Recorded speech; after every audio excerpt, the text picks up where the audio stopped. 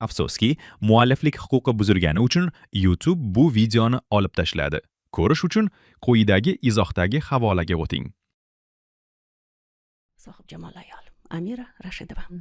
Siz kimsiz? Ikkinchi plandagi muhim inson. Siz pishib yetilmagan jurnalistsiz. Yo zo'r bo'l yoki kerak emas. Amira yo'ldasiz. Nega? Nazira opa, men tayyor emasman hali gapirishga. Balans bormi? Bo'ldi. Rahmat sizlarga. Mana shu yerda bu ko'rsatuv tugadi.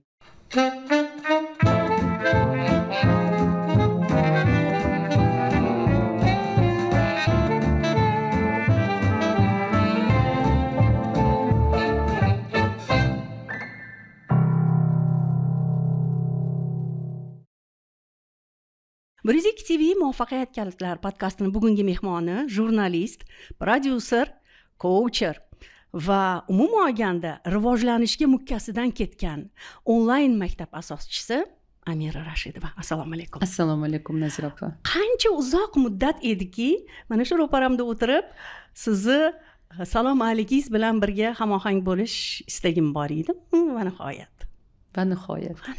Bugun ekan. Bizda an'ana. Va nihoyat an'ana, sizga ham tushuntiraman. Oq qog'oz, ruchka bu nimaga kerak? Oq qog'ozga siz suhbatdan so'ng o'zingizni fikringizni, balki iqtibos, bir neni qoldirasiz. Buni ramkaga solamiz, esdalik uchun olib qolamiz. Xo'p bo'ladi. Rozisiz? Xo'p bo'ladi. Bo'ldi. Va kelishingizdan avval muddatni aytay, qancha muddat o'tdi? Qani aytingchi. Aslida bu loyihani radio varianti bor edi. Va radio varianti boshlaganimdan beri taklif qilganman. 2019-yildan buyon Amiraxon, keling suhbatlashamiz. Hech qachon yo'q demagansiz. Nega?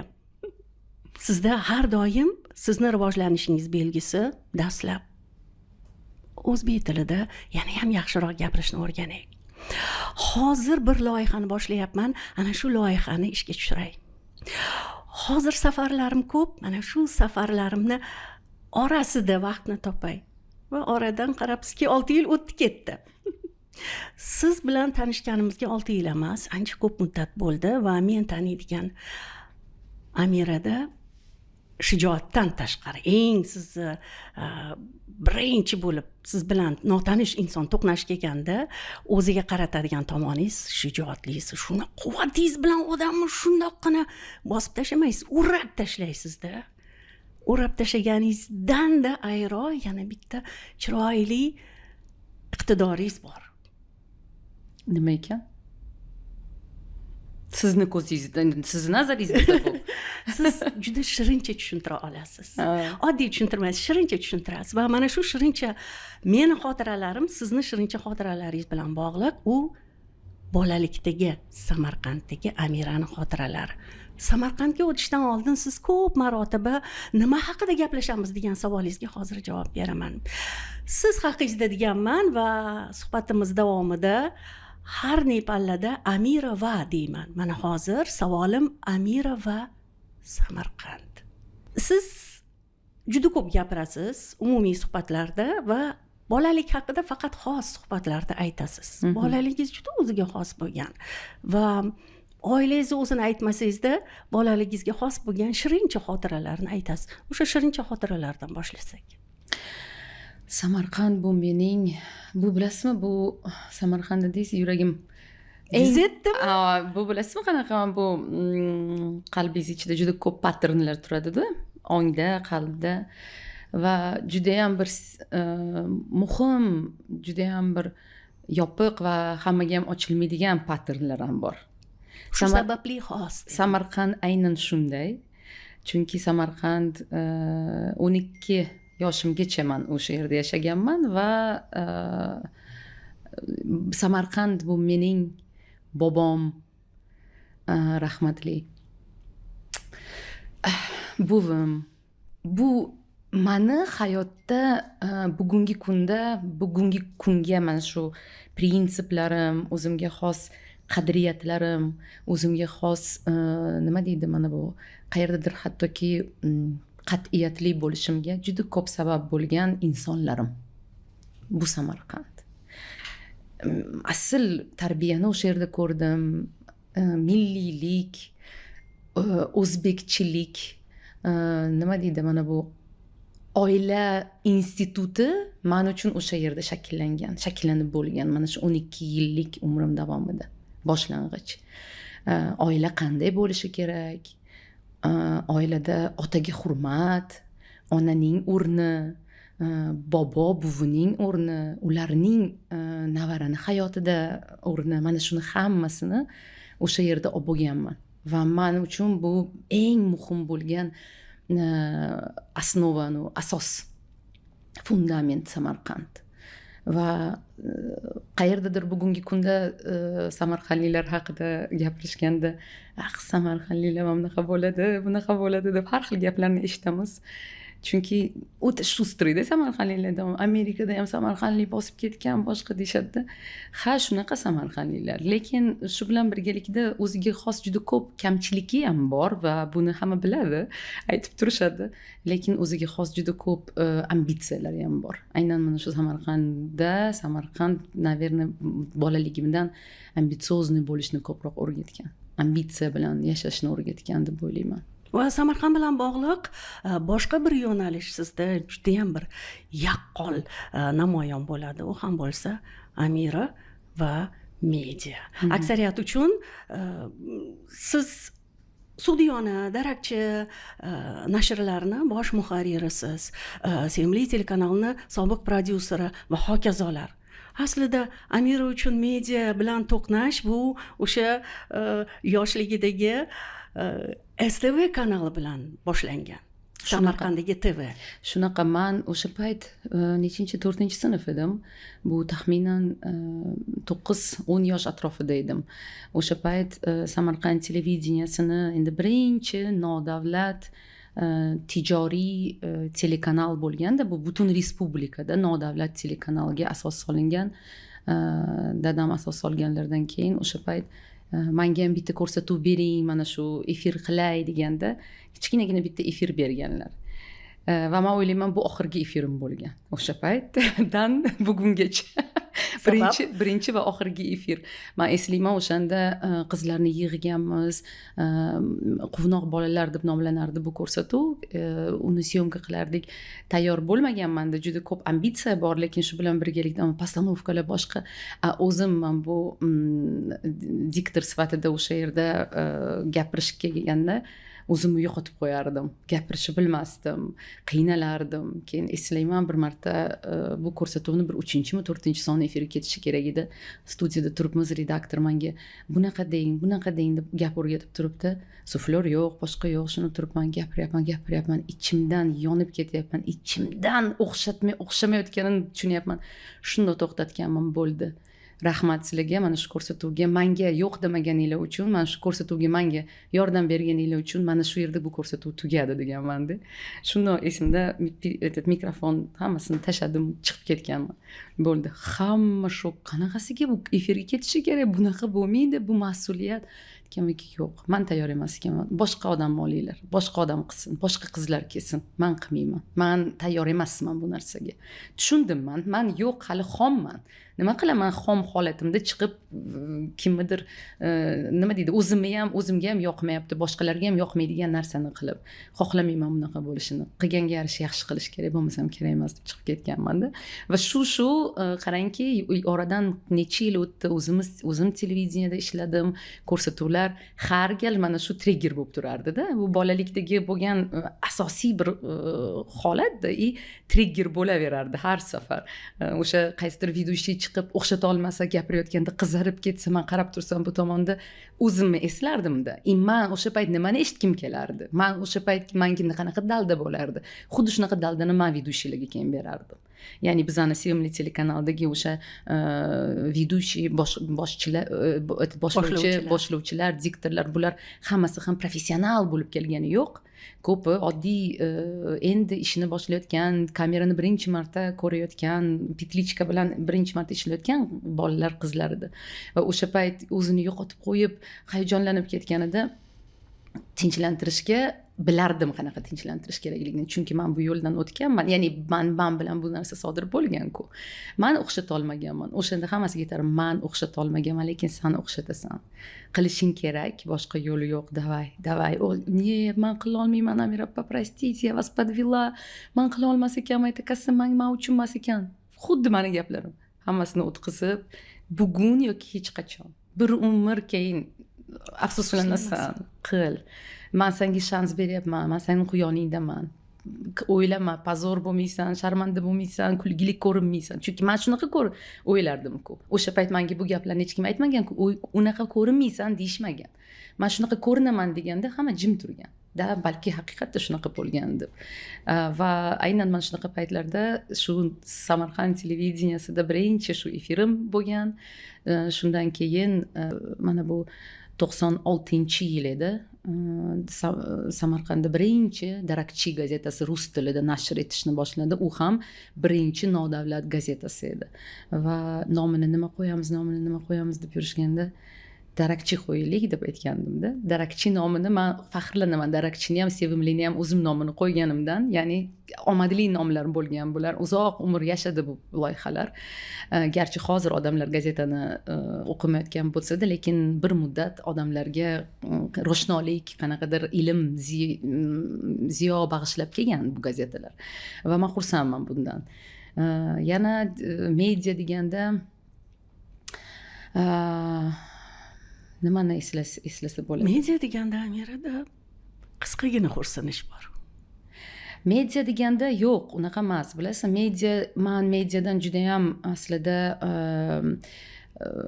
ichimdan faxrlanaman, mediashik bo'lganimdan, jurnalist bo'lganimdan. O'zimga xos jurnalistman. Hamma kabi jurnalist emasman. Masalan, jurnalistikaning turlari juda ko'p, jurnalistlarimizni iqtidorlari juda ko'p qirrali, ko'p nihoyatda zo'r talantli jurnalistlar bor.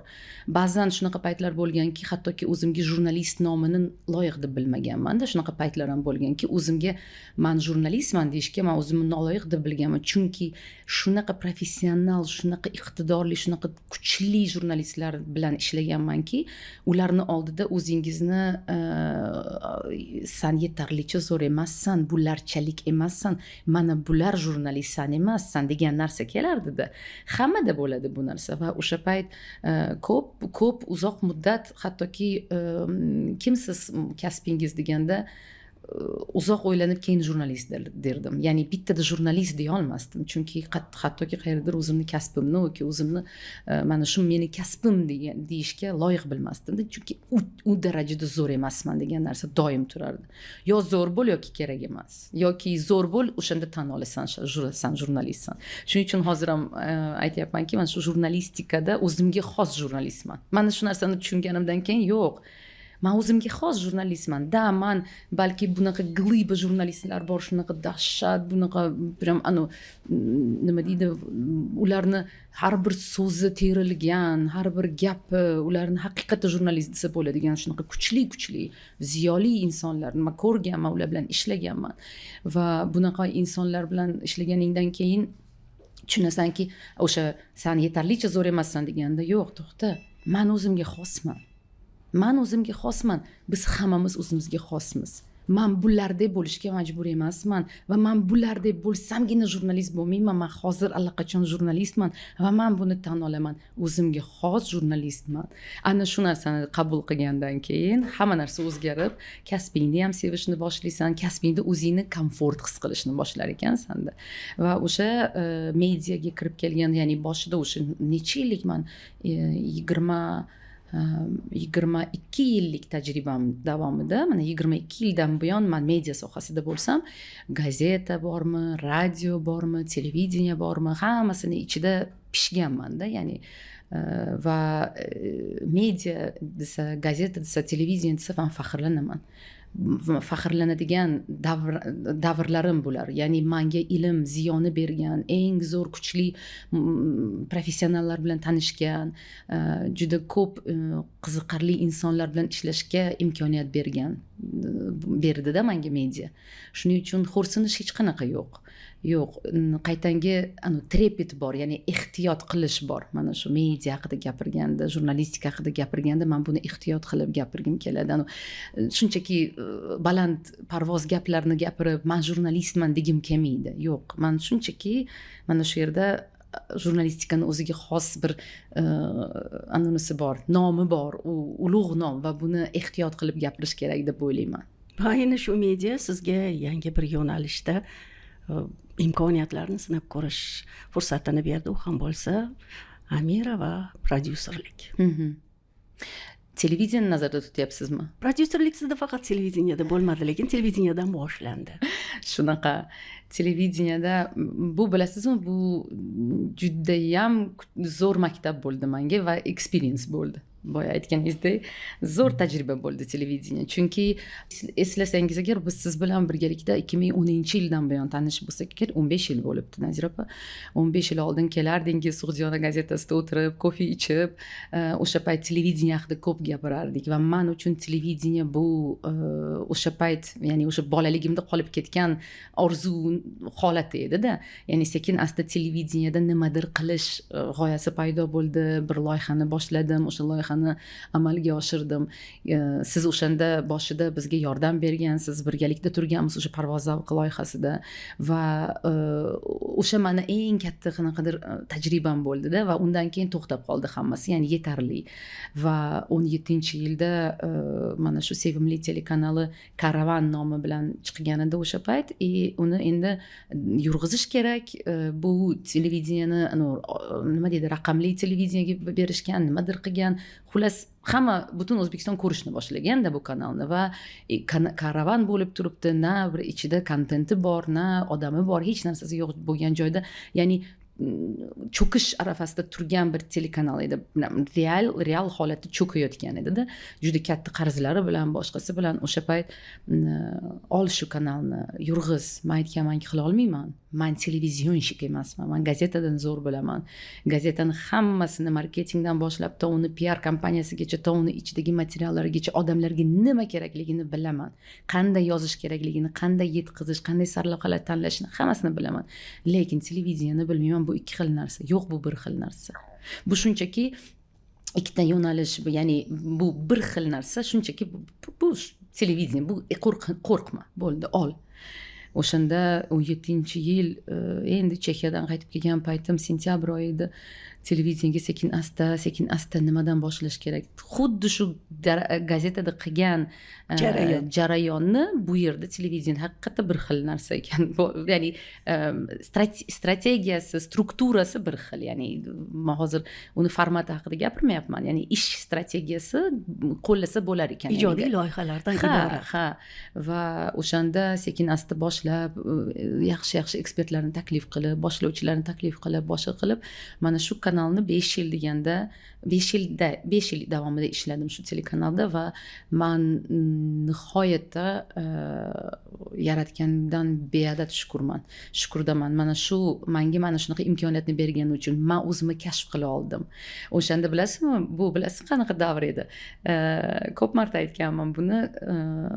2015-16 yil edi. Oltin qalam, bizda Oltin qalam juda ham mashhur bir an'ana edi, esingizda bo'lsa agar, taqdimot tanlov edi va eng zo'r jurnalistlarni tanlashardi. Bir necha marta o'zim ham berib ko'rganman, olishmagan.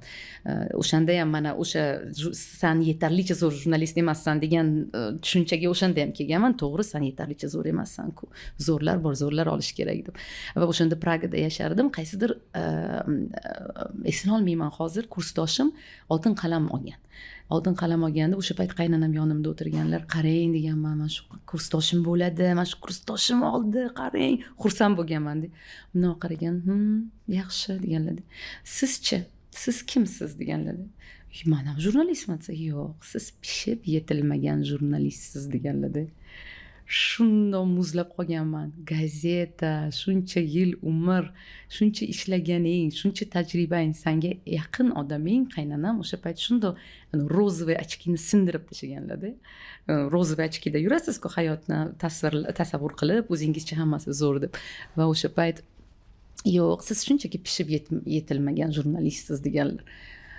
Muzlab qolganman. Pishib yetilmagan jurnalist, ana shu gap aylanavergan va mana shu aynan mana shu gap ham mani aslida jurnalistikaga boshqa qaytmayman, man sohamni almashtiraman deb Pragaga ketganman-da. Aynan mana shu gap uchun ham yo'q deganman. Bitta ishni eplolmadimmi? Demak, orqaga qaytish kerak va eplash kerak. Pishib yetilmaganni pishib yetilgan bo'lish kerak deganman-da o'zimga. Oyna bo'lib berdilar-da, boshida xafa bo'lganman. Keyinchalik tushunganman, yo'q, bu men uchun kerakli gap edi o'sha payt. Kerakli shapaloq bo'ladi-yu yuzga.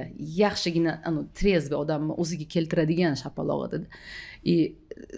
Pishib yetilmagan jurnalist yo'q. Va mana shu televideniyega shunaqa taklif berishganida bu men uchun zo'r imkoniyat bo'ldi. O'zimni namoyon qilishim uchun, o'zim uchun. Ya'ni o'zimni o'sha ichimdagi yetarlicha yaxshi emassan, yetarlicha zo'r emassan, yetarlicha emas degan narsani yetarlicha qilish uchun zo'r imkoniyat bo'ldi-da. Aynan mana shu 5 yil o'zim uchun men mazza qilib ishlab, zavqlanib, ijod qilib, hamma narsa xohlaganingdek o'zing, ya'ni bemalol ishlash imkoniyati bor. Va o'sha payt ayincha televideniyalarda erkinlik, prezidentimiz shunaqa 17-yilda как раз prezident bo'lgan paytlari edi, jurnalistlarga alohida e'tibor berishni boshladilar, televideniyalarga eshiklar ochildi, qanaqadir yengilroq ishlash formati boshlandi-da. Maza qilib ishlaganmiz. Mana shunaqa davr bo'lgan 5 yil. Va shunchaki kelib bo'ldi. O'sha baribir har bitta narsaning muddati bo'ladi. Doimiy bir umrlik hech narsa bo'lmaydi deb o'ylayman. Hech narsa abadiy emas deb o'ylayman va eng muhimi kerakli paytda to'xtash. Kerakli paytda o'sha anonga nima deydi, o'zing o'sha hikoyaga nuqta qo'yish. Ya'ni rezinka qilib cho'zilib ketmasligi uchun ham o'zing uchun kerakli shiringina joyida nuqta qo'yish. Va mana shu shiringina nuqtasi shu 5 yil bo'ldi-da men uchun. Ya'ni bu yog'iga o'zimni televideniyada kerak, mana o'sha yetarlicha yana nimadir bera olaman deb o'ylamadim. Zavqlanmadingiz. Bo'ldi, to'xtadim. Chunki berib bo'ldim hammasini. Reyting bo'yicha birinchi o'ringa qo'yib qo'ydik televideniyani, eng yaxshi jurnalistlarni, eng yaxshi boshlovchilarni, eng yaxshi englarni yig'ib bo'ldik-da. Ya'ni o'zim uchun yetarlicha degan narsani oldim va o'sha payt bo'ldi, to'xtadim. O'sha pallada zavqlangan Amira ne boshlovchilarni, loyihalarni tanitmadi. Amirani nima tanitdi? O'sha payt mani bilmadim, kimga tanitdi. Kimni nazarda tutasiz? Keng ommaga mana shu sevimli telekanal, hattoki unaqa o'zimni hech qayerda ko'rsatmasdim ham. Chiqmasdim. Shunchaki karantin bo'ldi. Karantinda hammamiz uyda o'tirib qoldik va o'sha karantindan keyin Facebook shu darajada, endi Facebookda juda ko'p yozardim-da, hammamiz Facebookchilarmiz-ku, jurnalistlar. Facebookda juda aktiv edim va qanaqadir payt Facebook o'ta juda nima deydi, g'alvali bir hamma bir-birini yomonlaydigan, hamma yomon degan holatda tushib qolganidan keyin o'sha karantin payti joyni almashtirish kerak, boshqa joyga ko'chish kerak degan tushunchaga kelib, joyni almashtirish Amira va bloggingga o'tadi. Shunaqa bo'ldida, ko'chish kerak, bo'lmaydi bu yerda boshqa o'tirib, bu bunaqa fisq-u fasod bo'lib ketgan holatda edi-da o'sha payt. Yoqmasdi menga bunaqa muhit va yo'q dedim, qanaqadir boshqa joyda yengil, chiroyli narsani xohlayapman deb Instagram bilan qiziq. Bo'lmasam Instagramim bor edi o'sha payt ham, 5000 ta o'zidan o'zi odam ham yig'ilib qo'ygan, boshqa. Sekin asta o'sha Instagramda yozib Oybek Aliyev ustozimiz bir marta zo'r gap aytgandilar-da, u kishi ham bir marta shapaloq tushirganlar menga. Siz qalam, sizgina deganlar menga. Televideniya payti o'sha 20-yildan oldin 19, siz nimaga unaqa deysiz, Oybek aka? Siz shunday yozishni bilardingiz. Nima bo'ldi endi? Mana televideniyada o'tiribsiz, yulduzlarni ko'rsatib, boshqa hech narsa qilayotganingiz yo'q. Qani o'zingizni ijod qilayotganingiz? Qani o'zingiz nimadir yozayotganingiz? Nima qilyapsiz deganlarda. Ikkinchi shapaloqda bu ham endi haqiqatda nima qilyapman? Men jurnalist bo'lib nima qilyapman o'zim?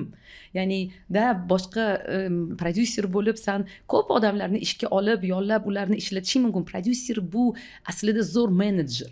zo'r menejerda, ya'ni menejerlik bu. Ikkinchi plandagi muhim inson, lekin Ha. ikkinchi degan so'zi Ha, bor. orqada turasan, san hech kim mayli ko'rmasin, shu holatdan san zavqlanasan, lekin bu menejment. Lekin jurnalistikada bu sani qalaming, san nima deya olasan, seni fikring qanday? Ana o'sha payt shu gapni aytganlaridan keyin essiz qalam, essizgina deganlaridan keyin yo'q, buni essiz qilish mumkin emas deb sizni zo'r qalamingiz bor, siz yozib turishingiz kerak deganlarni siz o'zingizga xos yozasiz, buni unutmang. Doim menga mana shunaqa motivatsiya berib turardilar.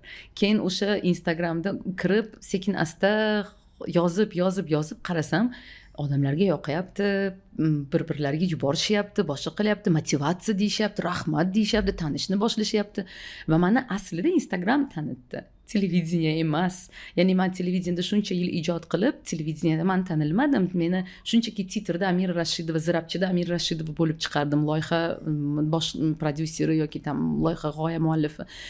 Shu bilan bo'ldi. Lekin aynan men kimman, mening fikrim qanday, men nima haqida o'ylayman, mana bularni hammasini Instagramda joylashni boshlaganimdan keyin ko'proq odamlar tanishni boshladi-da. Endi o'sha blogging olamida so'nggi 5 yil shunaqa ham mukkasidan ketgan inson bo'ldingiz. Shaxsan men uchun mukkasidan ketgan tushunarli holat nimaga sizni Instagramdan taniydiganlar yo'q, har doim bu holat bo'lgan bu insonda deyishadi. Asli boshqa Amira Rashidovani bilganim uchun mukkasidan ketgan bloggingga berilib ketgan Amira deyman va raqamlar buni inkor etmaydi. Instagramda 1,5 millionga yaqin, YouTube'da 1,5 millionga yaqin auditoriyangiz bor va mana shu auditoriya bilan muloqot qilishingiz ham doimiy ravishda menga juda ko'p va tez nimadir boshlasam jonimga tegishi mumkin deysiz-u, bu hamon joningizga tegmayapti chog'i. Nega? Menimcha hali ham yo'ldasiz, hali ham o'rganyapsiz. Qanaqa ko'nikma hosil qildingiz ayni ijtimoiy tarmoqlar bilan muloqot davrida? Siz meni demak kuzatmayapsiz. Instagram jonimga tegdi. Allaqachon. Instagram joningizga tegmadi. Qachon tegadi? Taqataq to'xtatganingizda sizda oldin doimiy ravishda bo'lardi. Hozir orra-chorada, lekin baribir yarq etadigan postlaringiz bor. Balkim, lekin mana oldingida o'sha mukkasidan ketgan, oldingiday qalam yo'q. Ha, mukkasidan ketgan paytda u ertalabdan boshlanar edi-da, ya'ni yozish, chiqish, gapirish. Hozir o'ylayman, voy, rossiyam o'zi ham shijoat bo'lgan ekan. Yomon ham erinmagan ayol ekanman. Yomon ham erinmagan ekan. Rozi chiqib gapirar ekanman deyman-da. Hozir shu formatga boshqa qayta olmayman. Hamma narsani o'zini muddati bo'ladi deydi-yu, Nazira opa. Hamma narsani muddati bor. Vot qaysidir muddat просто o'sha payt keldimi, mana tarif bo'ladi. Qanaqadir yaratgan senga shunaqa imkoniyat beradimi bilmayman, yo shunaqa o'zingni ichingdan shunaqa energiya jo'shib chiqadimi, uni yopish mumkin emas. Mumkin emas buni yopib qo'yish. Ber, qilib ko'r. O'sha payt yo'q deb odamlarni gapi deb boshqa qilib to'xtash mumkin emasda. Qilaverish kerak. O'xshaydimi, o'xshamaydimi? Hozirman, mana hozirgi kallam bilan, hozirgi fikrim, dunyoqarashim bilan orqaga qaytib, o'sha deylik 4 yil oldingi postlarimni o'qisam, yo 4 yil oldingi qaysidir o'sha storiesda chiqqanimni ko'rsam, разве так можно deyman-da, misol uchun. Как deyman-da. Men o'syapman, to'g'ri, biz hammamiz o'samiz har kunida, lekin o'sha payt qarang, bu men uchun normal holat bo'lganda, o'sha payt meni o'sha yerdagi dunyoqarashim, tashqi ko'rinishim va hokazolar uchun bu normal holat bo'lgan men uchun va men hech kimga qaramasdan bosaverganman. Bo'lmasa menga qancha taqiqlar bo'lgan, dadam tomonidan, erim tomonidan, qilma, ko'rsatma, bolalarni ko'rsatyapsan, uyimizni ko'rsatyapsan, ko'rsatma. Men aytganmanki, men ko'rsatish emas bu. Men uchun bu shunaqa hozir, men hozir qiziqmayman, menga beringlar, qiziqib qilib ko'ray. Bilasizmi, biz hamma har doim bizning ichimizda baribir bola yashaydi. Kichkina bola yashaydi doim va muhimi ana shu bolani yo'qotmaslik. Ana shu bolaga xarxasha qilishga, qiziqishga, dunyoni o'ziga ochishga, qilmagan ishni qilib ko'rishga ruxsat berishimiz kerak. Biz ko'p paytda ana shu yerda o'ta jiddiylashib ketamiz, o'ta katta odam bo'lib qolamizda, juda ham jiddiy o'zimizdan kimnidir yasashni boshlaymiz, o'zimizga taqiqlar qo'yishni boshlaymiz. Jinnilik qilgimiz kelsa agar yo'q, mumkin emas, odamlar nima deydi deymiz. Yo nimadir qilib ko'rgizing, sen falonchisan, shu ishni qilasanmi? Menga shunaqa deyishgan. Sen bilasanmi, kimsan sen? Sen endi chiqib Instagramga mana qilib gapirib yuribsan. Hamma gapirgan. Shunchaki eshitmaganman o'sha payt. Chunki men ichimdagi bolamni tanlaganman-da. Ichimdagi kichkina bolamni tanlaganman, uning xohishini tanlaganman va unga shu narsa zavq beryaptimi, qil deganman, bo'ldi, qilaman. Menga hech kim bu narsaga yo'limni to'smaydi. Qaytanga battar qilaman. Gapirmanglar, battar qilaman deganman-da. Mana shunaqa narsa bo'lgandi va hozir qarasam aytayapman-ku, o'zi ham bir kunda 30 talab stories qo'yadigan darajada shijoat bo'lganda, energiya bo'lgan. Hozir bunaqa emas. Ya'ni o'zini muddati bo'ladi hamma narsani. O'zini vaqti soati bo'ladi. O'sha payt qilib ko'radi odam, keyin joniga baribir tegadi. Baribir, lekin o'sha payt qilib ko'rish kerak. Qilib ko'rdim, qaytanga mana bu bilmayman, kim uchundir bu yaxshi bo'lishi mumkin. Masalan, kimdir o'zini o'sha kuzatuvchilarning soni bilan faxrlanishi mumkin, boshqa. Men uchun bu faxr emas, men uchun shu hayotda foydali bo'layotganim men uchun faxr. Ya'ni odamlarning soni emas, meni nechta odam kuzatayotgani soni men uchun ahamiyatli emas. Men uchun muhimi shu hayotda yashab kimgadir nafim tegayotgani.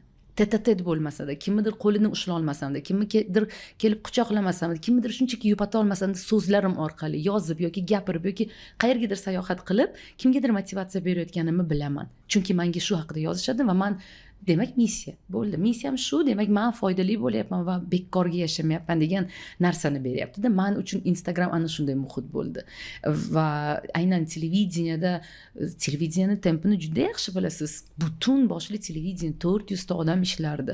Hamma narsasini kontrol qiladigan darajada edimda. Ya'ni yo'q edi bunaqa sistema qo'yilmagandi. Ya'ni bilmayman, bir nechta tam bo'lim boshliqlari hamma o'zini ishini qiladi, sen prosta prodyusersan, unaqa emas edi.